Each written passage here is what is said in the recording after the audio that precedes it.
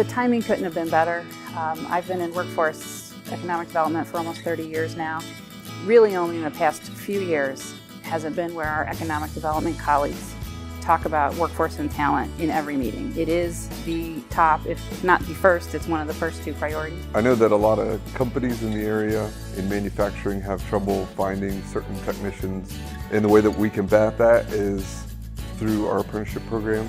We send our people to Rhodes State College to get their associate's degree, and they gain their theoretical knowledge. And then we also do the hands-on at Grobe. So at Dana, we use the apprenticeship program to help us customize our training with Rhodes State College to meet the needs of our business as it changes. How do we make sure that our state is really supporting business growth in this sector and make sure we have the talent? The timing couldn't have been better. The Ohio Tech Grant helped Stark State keep up to date with advanced machinery and up-to-date software packages. If you've taken a look at the equipment in the shop, TAC dollars provided about 60% of the equipment that we were able to bring in. We provided a more hands-on type training, project-based training here with actual equipment that kind of mirrors what's out in industry. But I knew there was something better out there, and I knew it wasn't going to come without education. The best thing that's happened through this grant is the ramped up employer engagement that's happened statewide. So that's a big win for manufacturing, and it's really one of the things that we were tasked to do is find out from employers, like, how can we help to solve your needs. And what Cincinnati State has provided us is a way to take somebody that really didn't have any experience in a specific field and give them that foundation that then we can grow on. We can certify him in all the different types of standard and exotic metals that we work with, that he would not have that experience if it wasn't for Cincinnati State.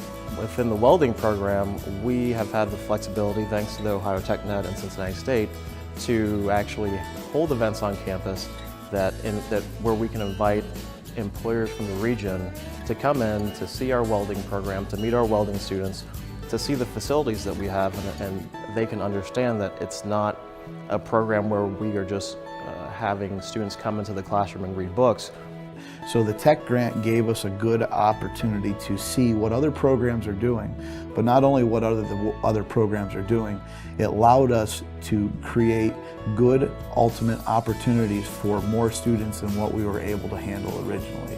What this program has allowed us to do is to create these stackable programs with certifications embedded within, so we have on-ramps and off-ramps for students who need to upskill and get back to work and back to school, and so there's been a nice integration of work-based learning within our programs. All the resources that are available, we put them on Skills Commons, which is important, so we don't have to reinvent the wheel. So if you want to take a look at our model of what we've done, you can definitely replicate it.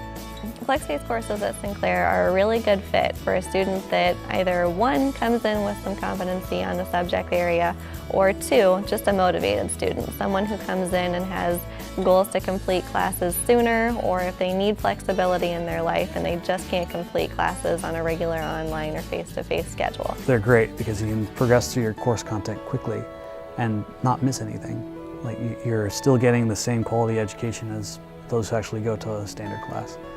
I can tell you for a fact that 100% of my students right now who are working and in the process of graduating, and 100% of the students who have graduated are all working in MEMS and microelectronics because the field is in demand. I think we're at a really critical moment where leaders from throughout the state of Ohio have to really be with us in full partnership to think about how we keep this momentum going. It would really be a loss for Ohio if we saw this as just a grant project that goes away when the grant funding goes away.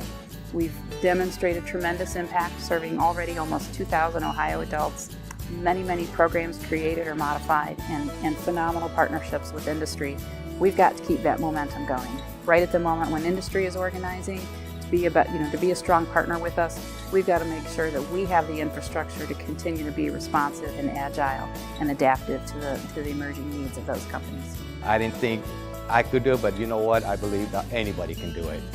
You know, it's changed a lot in my personal life because my children see their mother going back to school.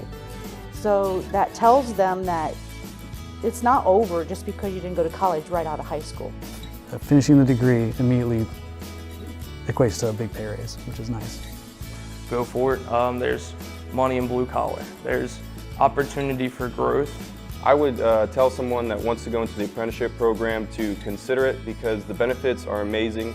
The fact that you can get college and come out with absolutely no debt is something that is very rare to find.